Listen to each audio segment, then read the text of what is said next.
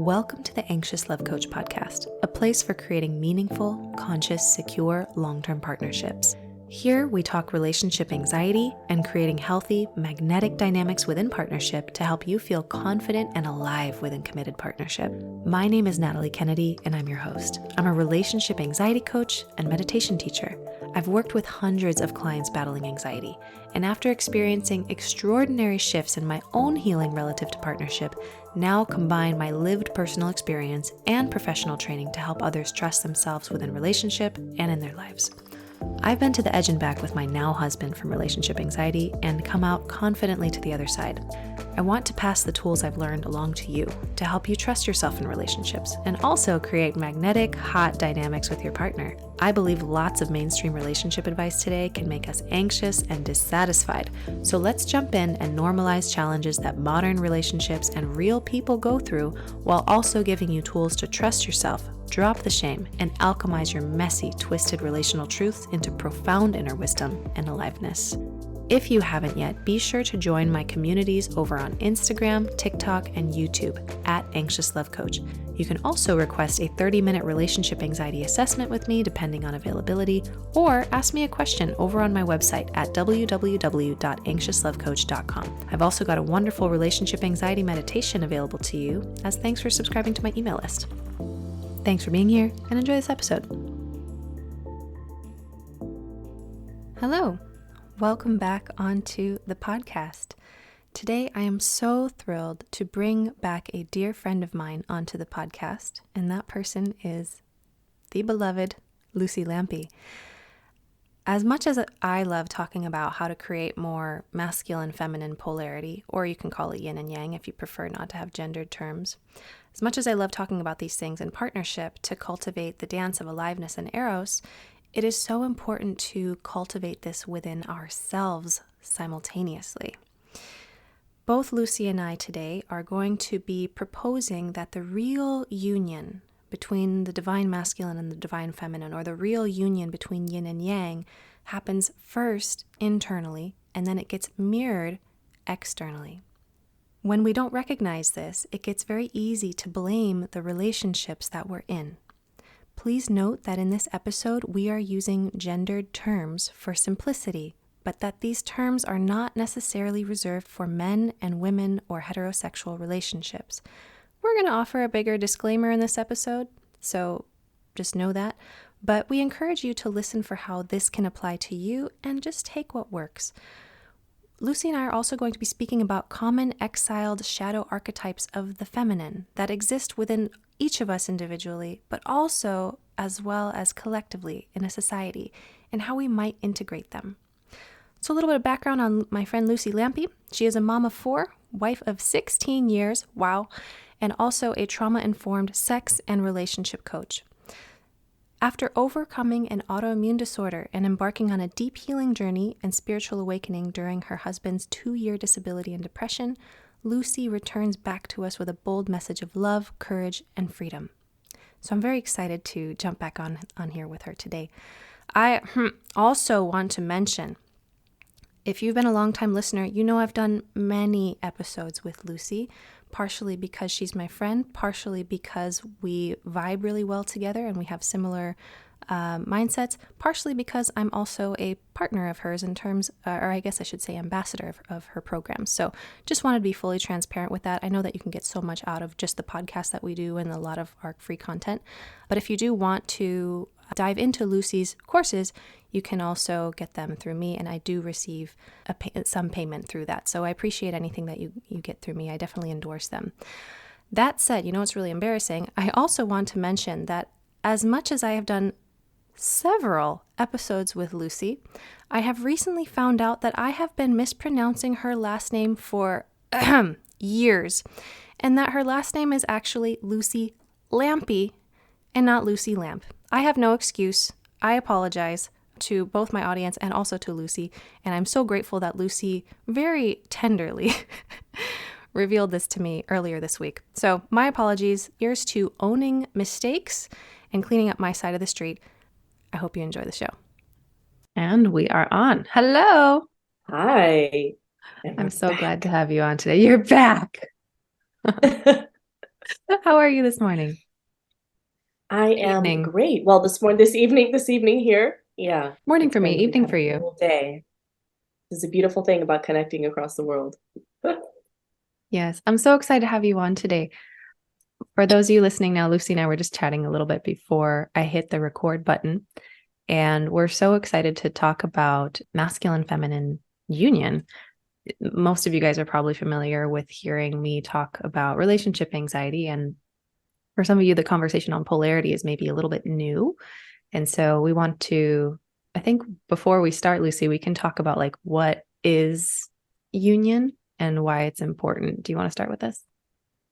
Yeah, sure. Yes. So, yes, you're right. A lot of times, what we hear about in this polarity conversation is more in the context of a relationship. Like, how do I get her to surrender? How do I get myself to open? And how do I get him to take the lead? And so, none of these things are truly possible until we can create the containment for ourselves and also allow our own um, deep feeling of the feminine to to just exist. And then not only does it come more naturally, can we know when our partner is really in their truth, but also it's no longer a performative thing that we're playing out these polarity roles because somebody said that this is what we need in our relationship. So yeah, so this is something that has been really big on my heart for some time now, and it's just becoming more and more specific to this inner union being the crux of a juicy and secure relationship. Yeah, definitely. And for me, it's especially for those of you that might be listening to this for the first time, when we're talking about masculine feminine union, we're not necessarily talking about male and female. We're more so speaking to energies that exist within all of us. Some people might call it more Yeah. yin and yang. So if the words masculine, feminine trip you up, I'm pretty Hmm. sure the masculine is considered yang energy and the feminine is Yes. considered Yes. yin. So just know that these words are not all encompassing. It's we need words to describe energies, and so we there are stereotypical that it is kind of a stereotype to describe the energy, but just know the word does not capture the essence. The word is just pointing to it. The essence is so much bigger than the word. So we'll get into the kind of the energetics of it, but for those of you listening, especially if you guys are in non-binary relationships or LGBT, just know that this can apply to you. You still have masculine and feminine energy within you. It's a force of nature. The masculine and feminine lives in Yeah. nature and it lives within us. So you can use polarity in your relationship, even if you're not in a heterosexual relationship. So I just wanted to offer that disclaimer. But the cool thing is, when you first start to study these energies, what I often see, Lucy, and I'm sure you see this a lot, and that's kind of why we're here today, is when we start realizing, like, oh crap, I'm in the energy I don't want to be in. Like, if I'm a woman in a relationship with a man, for instance, I'm like, oh shit, I'm in my masculine. I need to be more in my feminine so that he goes into his masculine. And then when he's not in his masculine, you're like, why he's not masculine enough? And then you look at yourself and it's like, well, maybe it's because I'm not feminine enough. And it just turns all of a sudden this concept of polarity, which was designed to bring so much peace and harmony into a relationship, all of a sudden it now becomes this Mm, sticking point to shame yourself and your partner. And I think we yeah. would really love to discourage that from happening and talk about why it's so important to actually have both of these energies inside yourself and just have discernment of, like you said, knowing when the energy is actually your truth to show up in that way, or whether you're using it as, I don't know, what's the word I'm thinking of? Almost like a Kind of shield. like, and so it can be a way to avoid Yeah. integrating that part in ourselves. And this is something that I have seen for a long time, for years, but I could never quite put my finger on, and until much later, that it's almost like, let's say me as a very independent, uh, ambitious woman. Yes. When I began to learn about polarity and being in my feminine essence, I wanted to just swing completely in the other direction of the pendulum and just and just not plan anything, not structure anything, not have any boundaries, not have any direction, and just like, we'll just go with the flow and see how it works out. Yeah. And it's almost like that's like a natural, like a natural progression of the journey, even because, like, if you haven't been using cuss words your whole life, and then all of a sudden you give yourself permission to do it, you're just like fuck, fuck, fuck, fuck, fuck, fuck. Also, I've been through that too, and it's like you're making up for lost time. Like, Yeah. don't tell me what to fucking do, and fuck you, fuck you. And so, but then we eventually we kind of find the sweet spot. We're like, okay, that doesn't actually give me what I really want either. So what is true for me? What is really me? What reflects who I am at my core? And the same thing applies for a lot of, I'm speaking more specifically right now to the women, when we discover this whole world of being in our feminine essence and embodying our feminine energy. And initially, when this energy awakens, it's so powerful and it's so overwhelming Yes. that it can feel like it just like complete chaos because there is no containment. And so we'll talk more about that in a bit. But yeah, having that harmony within us, where our masculine is grounded and has that direction and that purpose, that containment, which is not control. Containment is not there to try to control or subdue you, but to give you a direction to channel all of this powerful creative life force energy that we have. And these parts of us, these energies working in harmony, that's where we're in our most radiant light, and in our most powerful way of being. So Mm-hmm. yeah, that's just, wanted to plug that in there. So good. There's a coach I really love named Madeline Moon, and I'm sure I Yes, I love she her. I love her too. She used this analogy. I am hesitant to say that it is her analogy, but it's the first person I heard use it. She likened it to like a riverbank, and Oh my God, I the literally put this in a story today. no way, and I didn't even read Yeah, it. in a Magic. post. Yeah, that's So funny. Yeah, this was one of my favorite analogies. it's once you understand, it's like, oh, okay. It's not like, pigeonholing people into these roles. It's just like nature. So the feminine is the water that runs in the river, or really the feminine is like movement and energy. And Yeah, water has a lot of movement and energy. It's just, it can go all over the place. And the masculine is the land that contains the water and creates a river and direction.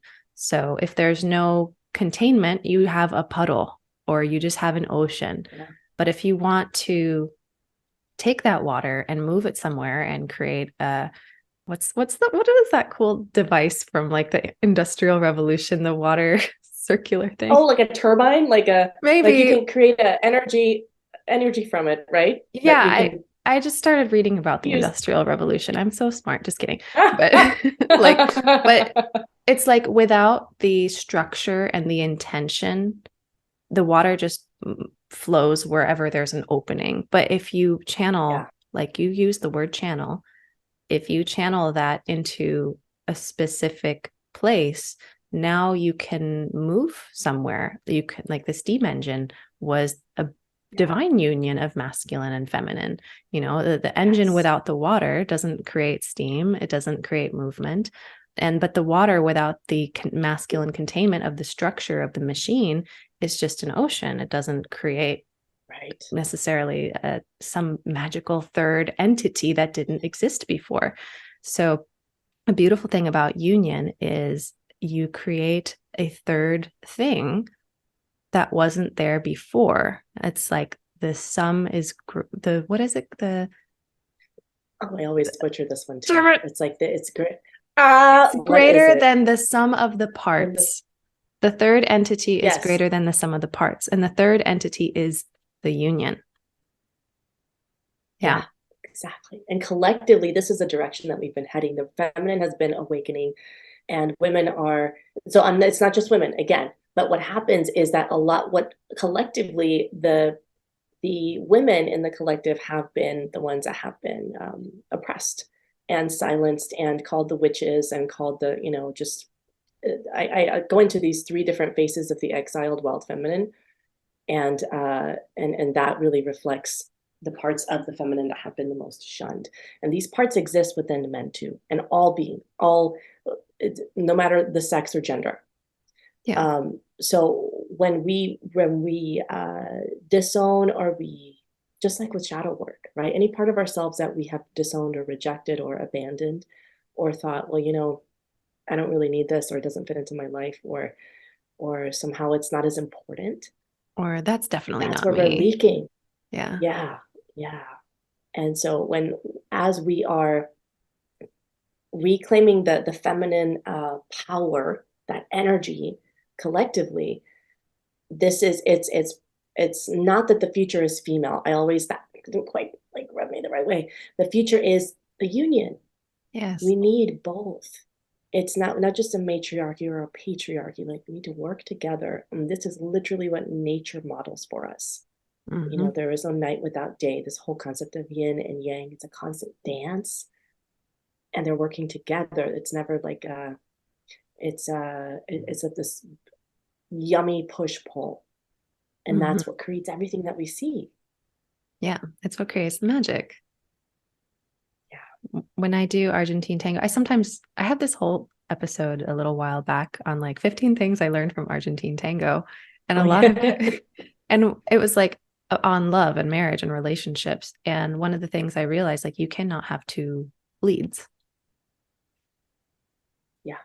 So you can have two turbines, but no water, and you don't have union. There's no movement. Yes, exactly. In fact, if you have two leads, you no longer have a dance. You have a jujitsu where it's a power play, where both people are trying to Yeah. win. Yeah. So two people cannot lead at the same time by definition. So, but that also means that if there's two followers, it's just all over the place. There's no structure, nothing happens. And eventually maybe one person will take the lead is even in a jujitsu, if one person takes the lead, well, now you've got union in a weird way, but it maybe wasn't consensual. Yeah. And that's where it feels like Right. And then somebody's control. going to be resentful. Yep, exactly. And if two people are in kind of a follower role and there's no structure, there's no magic, and it goes everywhere and there's no progress, really. When I'm two in my feminine, nothing happens and I don't grow. I don't go anywhere. Just blah, blah, blah, blah. Yeah. My feelings. I'm just going to sit and feel my feelings all day. I used to teach yoga Yeah. from this place. I would just be like, I'm going to be guided by intuition. But even then, I'm kind of being guided. The whole concept of being guided implies that there's a lead. But Yes. I wasn't actually being guided. I was just like letting thoughts come and creating a very unstructured yoga class back in those days. And I was like, why don't people want to come to my yoga classes? It's like, well, you didn't put much thought into it, lady. Like, you didn't create any structure. So it's when you start realizing the importance of having both, it's a total game changer. Yeah. Yeah. And there's something that you said there. When we are surrendered, so this is a big misconception that I see in the polarity when it comes to a partner. And so we'll see how this relates to the inner union too. And that is that we must surrender to the more masculine pole in the relationship. And yeah, that doesn't this sit is right. such a big sticking point. Yeah, because it's like, but no, because there are different things that we are each designed to lead in. And if we collaborate in our strengths instead of, oh, well, I can't have a voice or a say in this because now I'm supposed to be the feminine one, and if I'm leading in any way, I'm not being feminine enough, and so then we end up abandoning ourselves, and then we lose trust in ourselves, and then our partner loses trust in us, and it's a very felt thing. And us and them. Yes, yes. But if we really do make it, so this is why it like I keep saying, it comes back to the inner union. If your masculine, let's say your inner masculine, is grounded and recognizes truth, because you are embodying truth and you are in your integrity. That's really what this, like, it's a matter of integrity. You're in your integrity. You can recognize that in another person. And you know if they are not, well, basically not worthy of being surrendered to, but like your heart will open to that. Your heart will not open and surrender where there is no integrity and there is no truth and love. And so Yeah. that what we are ultimately surrendered to, like to your point about, channeling or listening to the flow of the universe as it was coming through you, what we are surrendered to is not the person, it's the universe, it's love itself. And so the way that I like to relate back to this is it's not that I'm surrendering to Ryan, my husband, for those of you who may not know. I'm surrendered to love itself. I'm devoted to love. And as he is embodying that, and he is in his integrity, and he's not shirking responsibility, he's not hiding, he's not running away from the things that are meant for him, then I can surrender to him full-heartedly, wholeheartedly, knowing that like he is a representation of that love, that divine love. That can go in a lot of different directions. We could go really deep into that, but just to know what you are actually surrendered to. It's not a person that may or may not be reliably always that masculine presence grounded in his truth all the time. He's a human too. Yes, But when you have that in yourself, you can trust that. You can trust your connection with that source. totally. And whatever we are, I talk a lot about projection, and whatever we are disowning within ourselves, you'll usually see how you reject it in your partner. This is why I love the whole concept of your relationship is a mirror, your external relationship, because we have a relationship with Yes, ourselves. But right. in this context, I'm referring to an external relationship with you and your partner that lives in the external. But your relationship that you have with your external partner is a direct mirror to the relationship you have with your internal partner.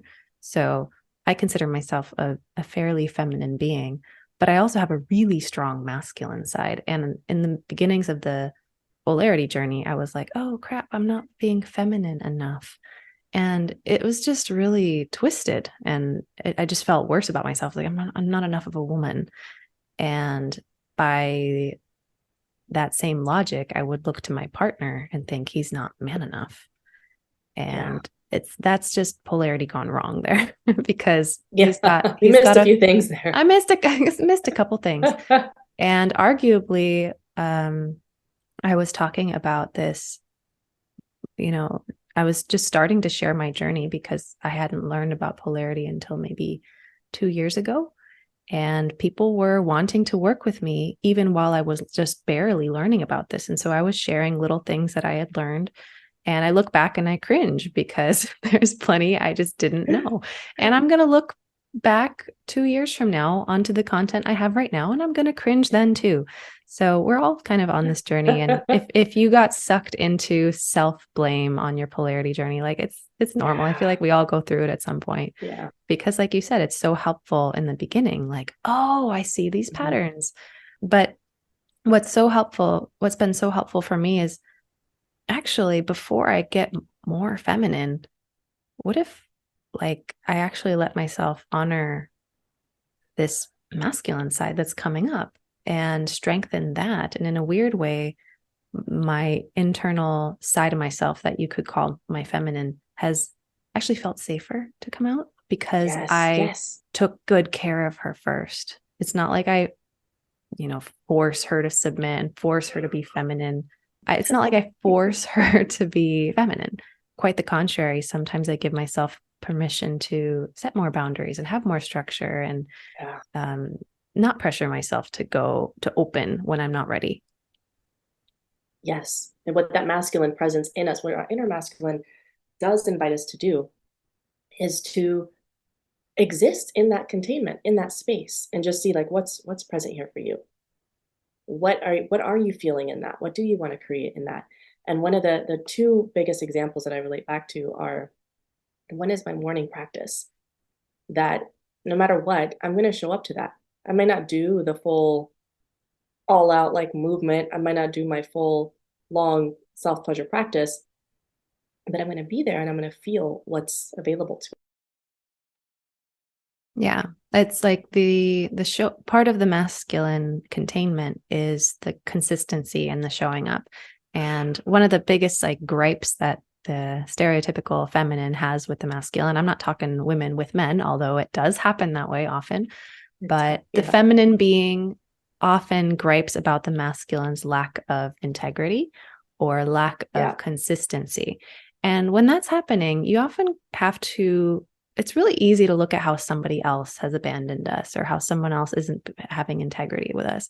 But it's a lot trickier to look at how our relationship with our own masculine looks like that. So if my partner's abandoned me or someone in my life has abandoned me, in the process of trying to get them to come back, I have now abandoned myself. And so that is the art of seeing the mirror within, inside the external. I know that sounds a bit esoteric for some people listening, but in your process of healing your abandonment wound, did you try to control everybody around you and abandon yourself in the process? If so, the real abandonment was not external. Mm-hmm. Yeah, and so with that, sometimes we need to, well, for me, it always comes back to integrity. So no matter your gender or your sex, where might you be? Well, the same questions that I would ask, like in that post that I made, is where are you hiding or playing small? Where you feel your heart is inviting you to do something different? Where are you not saying yes to your heart? Where are you out of integrity with your heart? Where are you not setting the boundaries that honor your heart? Yeah. And these are all our inner masculine. The masculine is there to protect her heart and to keep her safe. And so within that, she can create, she can blossom, she can thrive, she can flow, she can have all this exquisite pleasure and fun. But without that, she's like a lost kid, like just like grasping, like I don't know where to focus my energy. That's where we get overwhelmed. That's where we get exhausted. That's where we feel spread thin. That's where we are just kind of putting stuff out there, but not really sure, like what do we want, right? And that, And I also notice in this instant, or in that case, what often happens is that's when we're most likely to get sideswept by a crush or get attracted to someone who seemingly has what we lack. I remember back in the days when I had relationship anxiety intensely and I had no idea what masculine feminine polarity was. My partner was not in his integrity, but neither was I. It took two to tango badly. In hindsight, I can see that I was looking to everybody else to make me feel alive, both by going to my girlfriends and coaches, and nothing against any coach I ever worked with. It's just the way I was using this stuff. And eventually, actually, it was a practitioner that helped me get out, but it's not because she did it for me. She just held up a mirror and she said, let's do some practices. And through that, I found myself. But until then, I was getting sideswept by lots and lots of crushes on other men. And looking back, I can see it's because I was thinking that they could save me from some dark place, you know? Yeah. And that's precisely what a lot of times when we're looking for polarity with a person, we're just looking for someone to fill in what we feel we are incapable of fulfilling ourselves. And so then that puts an unfair burden on them also to always be grounded, to always be the masculine one, to always be able to withstand our storm of emotions. Right. And this is a really common thing that I've seen in the couples that I've worked with and the men is they're like, I feel like I'm not allowed to have feelings and I'm scared to have feelings. And I don't even know, am I supposed to? And it's like, really? Is this a real question? Like, how far have we taken this? And there was a big distinction between dumping onto someone. This goes both ways, both partners. Dumping your emotions on someone and revealing your heart. And one feels Can you like say that again? There's a big difference between dumping your emotions and revealing your heart.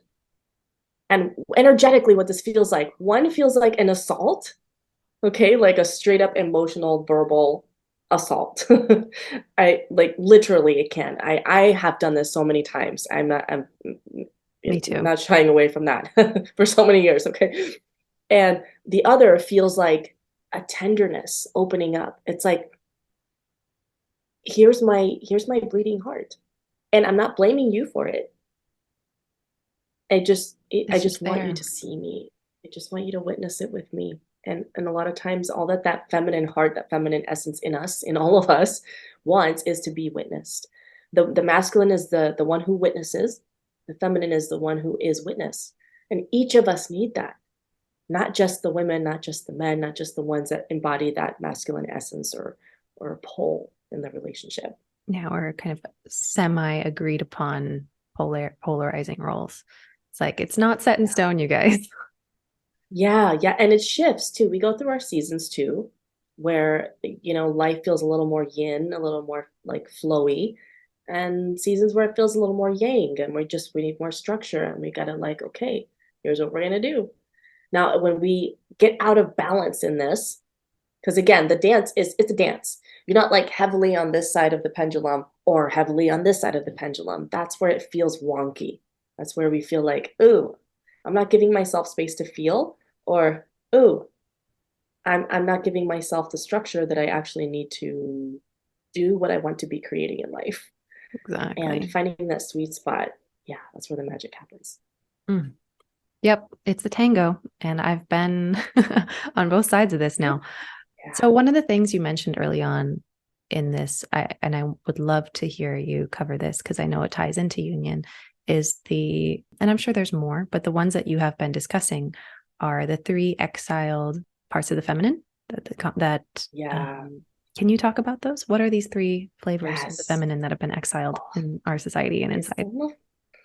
So juicy, so favorite. These are my 3 favorite, three most powerful, personally transformational aspects of the wild feminine. Okay, because also when people hear feminine, they think like nurturing and soft and open and receptive and surrendered, but she is fucking wild. She is, and the wild feminine is that force that leads you through the deaths and the rebirths. And so you're like reborn in this womb, and you descend into her underworld. That's where you reclaim that light. And she's the one that will burn down everything that is not in service of love and truth. So all of the ego's illusions, all of the fear-based things, she purges that. I've been through so many purifications with this intense energy. and it's necessary. It's not always like that intense, but there are 3 particular faces of, I call them the faces of the exiled wild feminine. These are 3 particular aspects that have been rejected collectively and just seen as bad or too much. And the first one is the slut. So that one, I know you and I have been more familiar with this, going through the different things within sexuality and self-pleasure and erotic aliveness. But basically, it's that part of the feminine that is insatiable, and she is unashamed of her pleasure. She is unashamed of her sexuality. And so we have distorted that. And I love that. I'm not going to get into this here, but for anyone who is interested in learning the origins of the word whore, it is not what you think it is. It is not what it has come to be understood. Yes, it was a very sacred and holy title. So pin that maybe to do a Google search. I'm going to do that. That and the word menses, like the menstruation, it is associated with so much power and so much transformation. Very, very sacred. So the slut I call the words that are the most diminishing, because we're going there, like we're going straight there. She is like when you reclaim this part of her, this part of the wild feminine as energy, you come into wholeness with this part of yourself that is just blasted open to love through her pleasure. And so it's that part. Now the second face is the witch. So the women who have been the way that men and women, all people, but we see this historically, just in history, in the women, the witch hunts, women being cast aside for being non-traditional in their approach in their spirituality, spiritual gifts, psychic abilities, medicine women, healers, herbalists, like all the, it's like, oh no, that's not practical enough. That's not logical enough. We can't like scientifically explain that. So we have exiled the witch in this aspect. The third one is the crazy bitch, and this this one this one was the admittedly the hardest one for me to fully embrace, given the history of my family and um, just being so afraid of any signs of mental illness. Okay, like just craziness, Wow. institutionalized craziness, right? It's like, oh, we Yeah. don't want to be crazy. I realized that I would use the word crazy for things that made me uncomfortable. And Wow. crazy and weird. Yeah. And that was a big sign for me. I was like, oh, I'm very hung up about this. Like this is very strange. I'm gonna call it, I'm gonna call this crazy because I'm so uncomfortable about this. Anytime that a hint of that intensity, that kind of intensity would come through in Ryan, I would instantly just dismiss it as like, no, maybe you're insane. Maybe you have this disorder. Maybe you're that. Maybe you're that. And so just labels and projections, and I was so deeply uncomfortable at in my crazy bitch energy. This energy is very powerful because this is the one that takes no bullshit. That is that part of the feminine. Think like Kali, that Mm-hmm. Kali goddess energy. In fact, I like to relate each of these to a goddess. Like the slut, we could relate to Lilith, you know, the original woman in the stories of before Eve. She wanted to be equal with Adam, and she would not take, you know, she wanted to be on top too. um, Yeah. and then the story goes that she went and fucked a bunch of demons after that. Anyways, that's it's again more Google searches for y'all. And then for the witch, maybe please laugh me. For the witch, you know, Hecate, the goddess of the witches, the goddess of magic. So these archetypes can help us to kind of put a face to this energy. But that crazy bitch energy, that Kali energy, holding up the head, you know, that she just severed, it's that. It's cutting through the lies and the illusions and the fear. And that energy is very important. And so when we can look past, we can work through the distorted representations of each of these three faces of the wild feminine, we're calling more parts of ourselves home so that we can channel that energy in a way that serves love instead of in a way that destroys connection. Easier said than done, but I agree.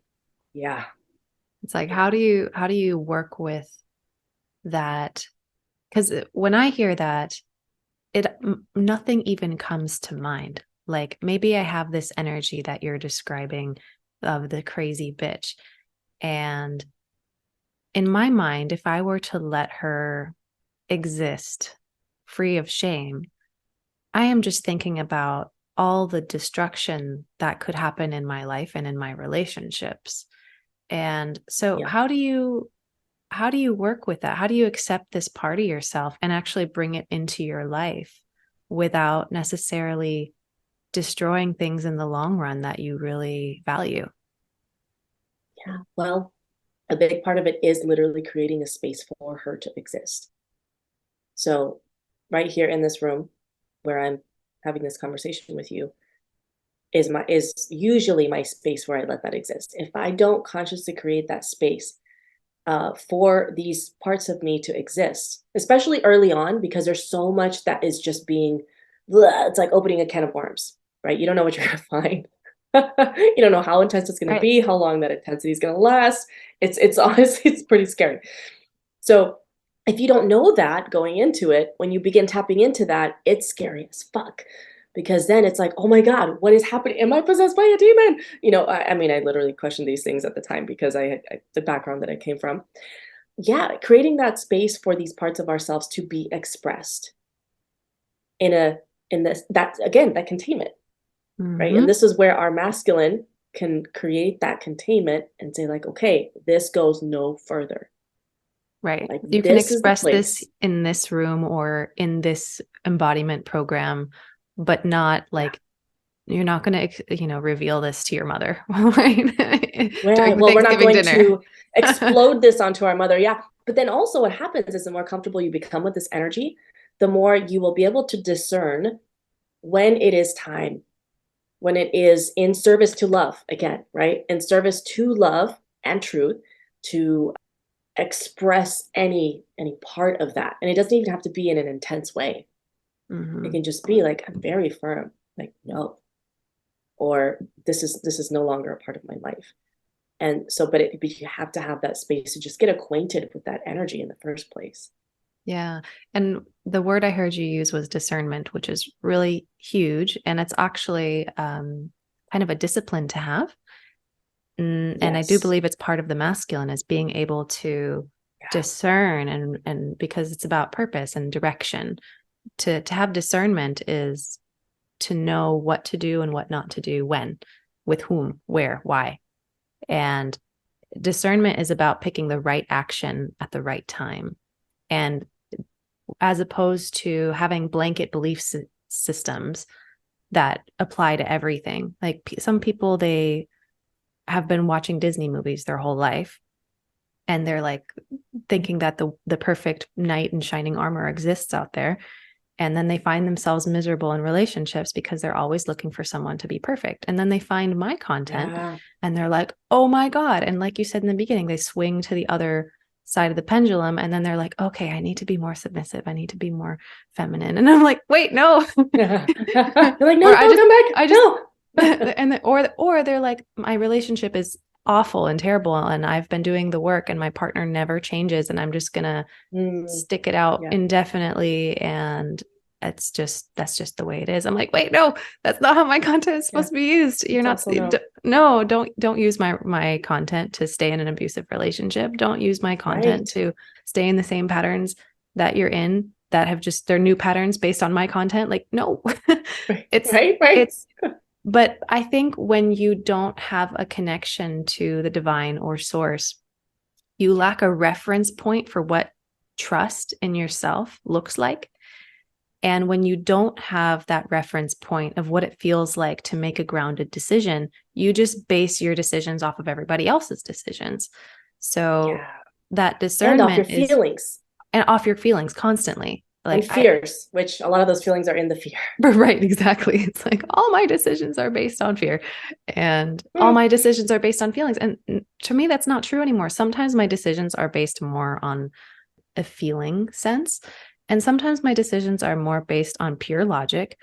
More often than not, it's a little bit of both. But for me, I'm usually looking for, as you mentioned, a certain sense of integrity in my decisions. And big decisions and small. How do I want to spend my morning? Do I want to wake up and check social media first thing in the morning? And a lot of times it's a yes, even though there's another part of me. It's like, wait, no, let's go roll around on the Yamuna ball. It's like having those little micro decisions is part of discernment, discerning how you want to spend your time and energy and money. So when I love the Kali goddess, not because we have to become Kali, but just as a reference point. It's like, this is what it can look like. But of course, everyone's going to have their own variation of the Kali goddess. So what I'm hearing you saying, Luci, is that it's neither quite one or the other. It's not squashing this crazy bitch side. It's also not, or any of them. It's also not unleashing them everywhere and anywhere. Yeah. But you might initially have to go into your room. There's a little bit of a learning curve. There's a learning curve. Oh yeah. I mean, you can continue to do that actually. Like I do that still every morning. There's a certain aspects of all three of these that I tap into on a daily basis, but it doesn't feel like this heavy chaos anymore.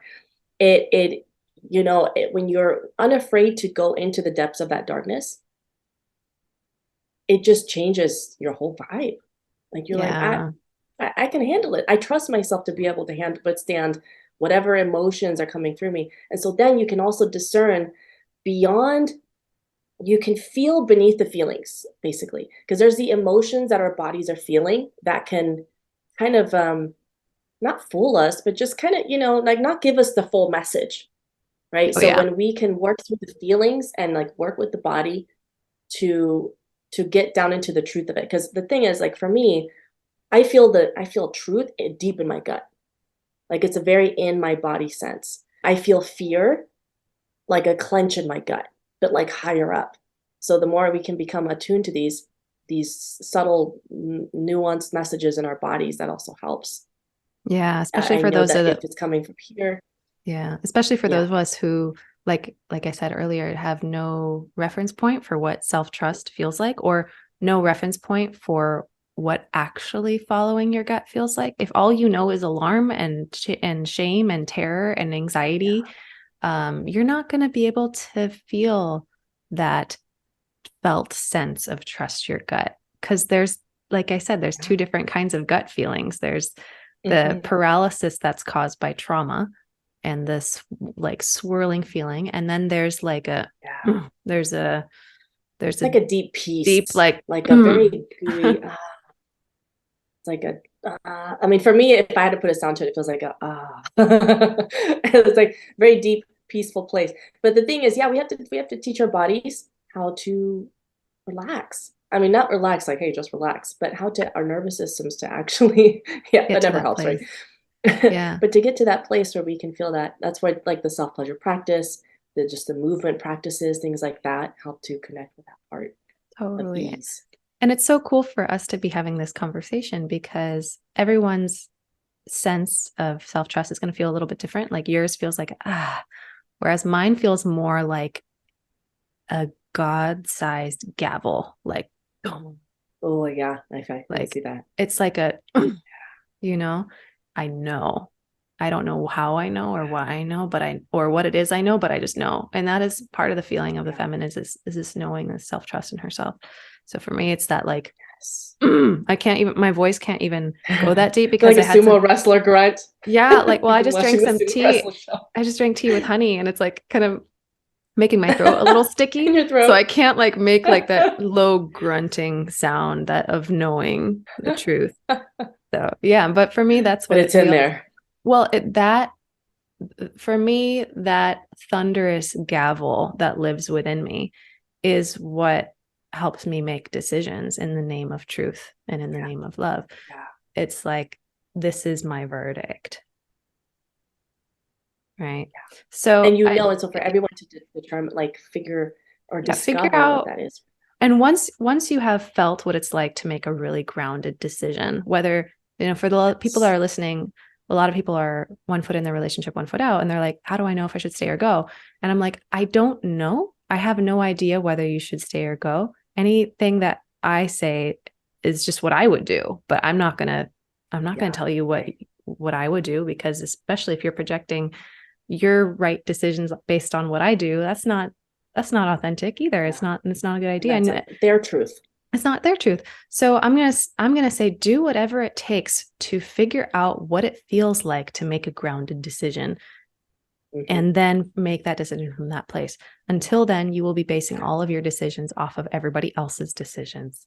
And you won't have any discernment at all. So I do want to just kind of, because we've touched on these 3 different exiles, but I want to also talk about um, eventually coming into union with the masculine Yeah. as well. So what does it look like to have inner union within yourself while in a relationship? Well, so this is also a daily practice, something that we are devoted. So though I remember I made a conscious decision at one point. It was like, I am devoting my whole fucking self in life, my whole self to love. That simplified so many things for me. Is this in service of like my instant gratification, my ego right now? Is this in service of fear? Am I doing this, making this decision out of fear? Okay, then let me like pause, step back and reevaluate and feel into what is that truth? What does my heart actually want? And just even that act, of not being impulsive and making like the ultimatums and the threats and like, oh, I'm gonna leave because I don't like this the fight. I've threatened to leave more times than I am proud of. Okay. And that was me. I'm like, I'm gonna abandon you before you get to abandon me. For so many years. And I keep doing that to my you know, Instagram. I'm like, I'm gonna leave Instagram, and then I come back. I'm like, I'm gonna stop announcing my departure from social media because it's embarrassing. So it's not just relationships, you guys. I literally yesterday I made a post about how our relationship to social media reflects our relationship to the masculine. Totally. Go back to that. That's like, perfect. It's 2023. Yep. I'm leaving social media, even though that's where my business is. I was like, fuck this place. Fuck this place. It doesn't like me. And then the algorithm sucks. Hey, I'm back. Hey guys, sheepishly, I'm still here. I'm back. Yeah, we're making up after the fight. Yeah, so it's like just taking that moment to like pause and step back and be like, okay, we're feeling things, and that's great. That's beautiful. It's part of our human experience. We're not going to diminish that. And also, let's not make rash decisions from this place. So that's part of that masculine safety and containment, where I'm calling him a he within us, can say, okay, let's take some time to just feel what you're feeling. And I know the truth in me knows that that decision you think you want to make is not actually in alignment with what your heart actually wants. And so in order for you to see that with clarity, for you to regain clarity on your vision, we've got to get through these feelings. We've got to just wait, let it wash over you, and I'll hold you through it. I'll hold you through it. I'm here with you. This is a safe space to do that. And I mean, you could do this in a multitude of ways. It could be like, maybe in that moment you see yourself as a little child that just needs to be held. And that is the one that's being held in your mind's eye. That was a really, really common one that I kept returning to a lot initially, especially with that abandonment pain. But yeah, it's a matter of being able to flow within that containment and go into that stillness, that place of stillness. There's another practice that I like to do that we will do the movement and feel how that energy is moving through the body, and then pause. Not really pause, but just like go to a place of stillness physically, and then just witness the energy, just witness it, and practice being the containment for that. And so it's these little micro practices and things that help us to get these little embodied experiences of what that feels like. And when we're in the midst of a conflict with our partner, you can bring those experiences back into the body and create a sense of safety for yourself. So it's little things like that. It's not, again, like a blanket answer, but there are a multitude of different things that we can do to just practice being in both the feminine and the masculine. So we honor the doing as much as the being, the doing as much as the feeling, really. Yeah. And for me, when I started to understand this relationship between the outer and the inner, it turned my whole relationship into an embodiment practice in its own meditation in and of itself. It's like there is no, when you're really committed to union, both externally with your partner, but also internally with your own yin and yang within you, you're simultaneously able to hold self and other. I think it was Sylvie Kukassian that was saying, one of the most beautiful discernments we can learn how to make is when to reach for self and when to reach for other. And yes. I love this because sometimes my partner is able to be that sturdy, loving presence for me. But when he can't, that's normal and human. And in those instances, I need to easily be able to reach for self and the masculine within myself, because the reality is he can't always be that role. So it's beautiful to be able to use the external as a practice that informs your inner process. It's really, and for those of you listening, what this can look like is you're almost in meditation while you're having the argument. It's like, can I be in two places? I'm actually in two places at once. I'm here in this conversation with you, but I'm also aware of my inner experience. Whereas when you're not aware of your inner experience, you are now at the mercy of your unconscious. Yes. And whatever it happens can take, externally. yeah. And your unconscious sides of you can take over. And then you say things that are not in integrity because you did not take all parts of yourself into consideration before you said that thing. And when you are more embodied and you're able to, I do a lot of meditations in my programs. One of them being the kind of a very simple awareness exercise. What am I aware of right now in my body? Okay, I'm aware of a tightness in my throat, or a tension, or I'm aware of fear, or I'm aware of grief. Sure, anger's there, but like if I really take an extra 10 seconds before I say something in response to what he said, there might actually be sadness. And so, as you said, I can make a choice in that moment. Do I do the dumping, the emotional assault, or do I take an extra 5-10 seconds to feel into what's actually sitting underneath the desire to assault someone and reveal the pain consensually? Yes. And that exactly. And then in those moments where we do go off the rails, or we maybe sometimes even we had the consent going into it, and then they just were like, okay, actually that's too much. That's too much. So, I can't handle it. I thought I could. I'm just nope. Sorry. But when we have those human moments, it's just as much about coming back into integrity in the repair process. And that can even deepen the intimacy in a way that wouldn't have otherwise happened.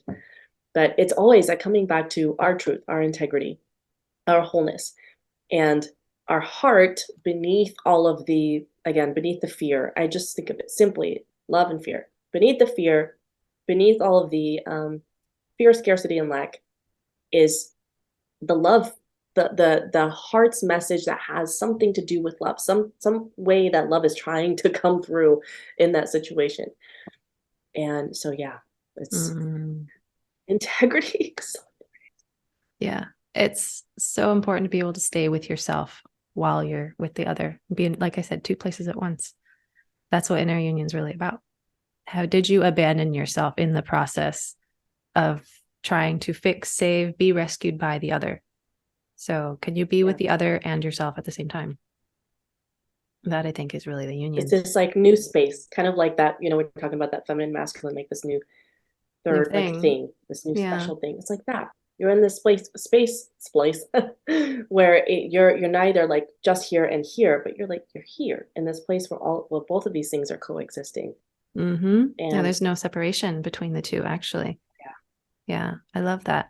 Amazing. Thank you so much for sharing all your wisdom around this today. I do know that you have something very special coming up, and that is part of why I wanted to bring you on today. Would you be willing to share? Of course.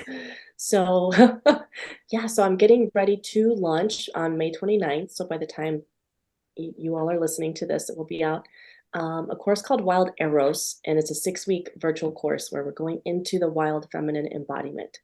So different guided practices and things to help you connect with that intense energy, that power, that fierceness. And then again, within the safety and the containment, right, of those practices.